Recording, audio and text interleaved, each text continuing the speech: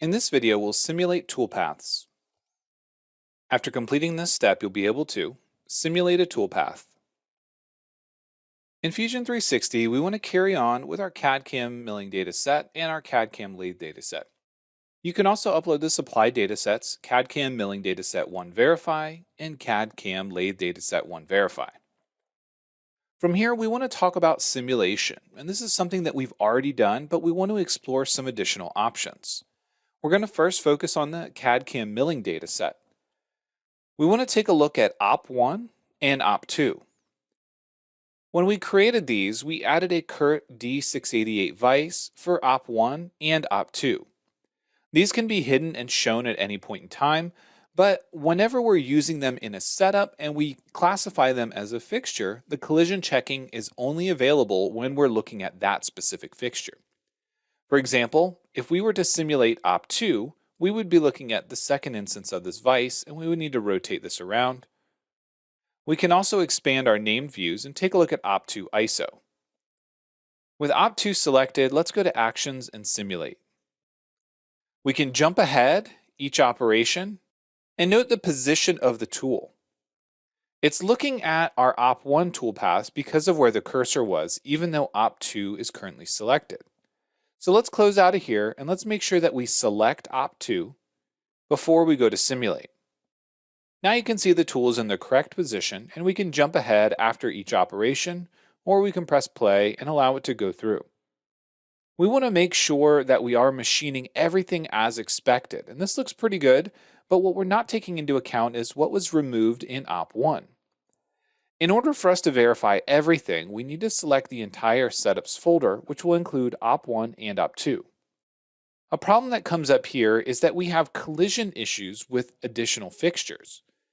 I'm going to go ahead and hide the CURT D688 vise, and I'm going to allow it to play through, noting that it's stopping on collision. Now the reason it's colliding is because it's checking against the fixture in Op2. What we're going to do is turn off stop on collision and allow it to continue playing. What we should see here is that we've removed all the material from both sides. We've drilled the holes in the slots, and we can also take a look at all the geometry that's been machined. So this is a great way for us to validate both operations at the same time. However, it doesn't take into account the collision checking as it does when we're looking at a single operation or a single setup. Let's go ahead and close this.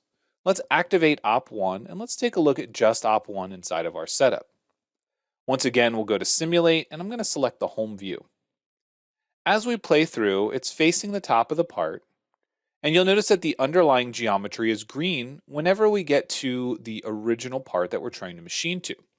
This is based on the stock colorization set to comparison.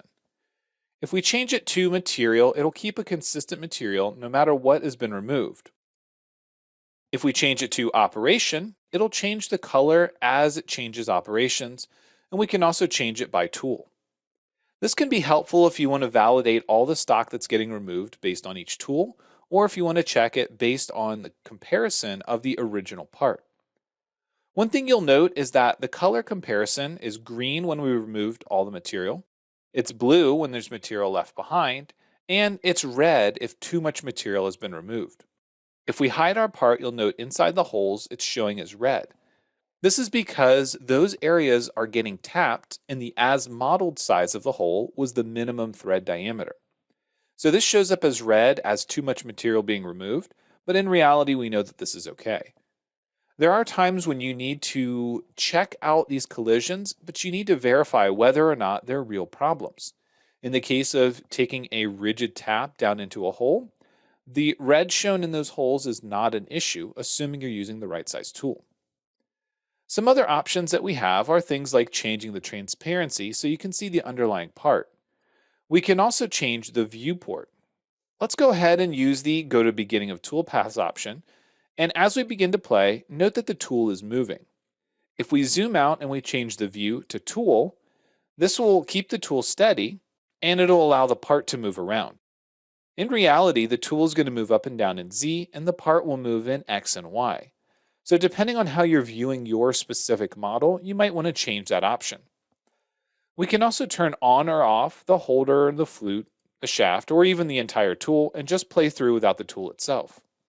This can be helpful, especially when you're machining in small areas and you want to see the cuts as they happen without the tool being in the way. So keep in mind that we have all of these various options that can help us with the visualization, including turning on and off the actual toolpath traces. Next, let's take a look at the Info and Statistics tabs. The Info tab will tell you exactly where the tool is in the XYZ position.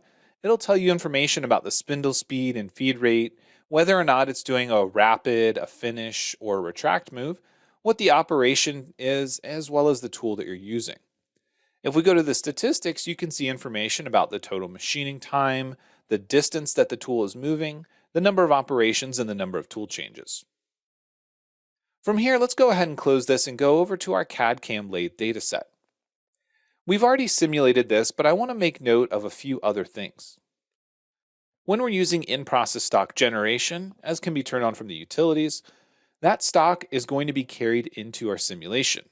For example, if I just take a look at this chamfer toolpath and I go into simulate, all the stock that's been previously removed is already gone and we can simply play through just the chamfer operation. This is the same whether or not we're looking at a very specific operation or a group of operations by selecting multiples.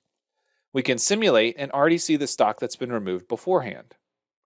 This can be extremely helpful when trying to validate a single operation without having to generate all of the previously removed stock. Once again, we can change whether or not the model or the tool is moving. In the case of a CNC lathe simulation, the default is going to be model, and this can be pretty helpful. But we can also change it to tool. For example, if we play through, note that the tool stays stationary and the model moves. In this case, I'm going to close out and I want to mention just a few more things before we move on. Just like in simulation, we can right-click on a toolpath and take a look at things like the machining time. This will help us better understand the total amount of time the tool is moving, the distance, the tool changes, and the total machining time. We can also use this data to validate some of the various parameters. For example, if I go into the machining time, you can see at 100% scale, we're feeding 115 millimeters, and it's going to take a total amount of time of 2 minutes and 4 seconds.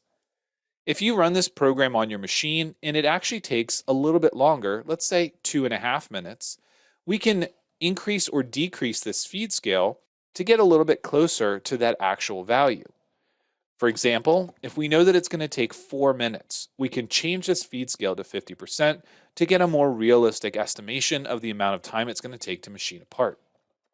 This can be helpful to account for some differences between the various operations in your physical machine.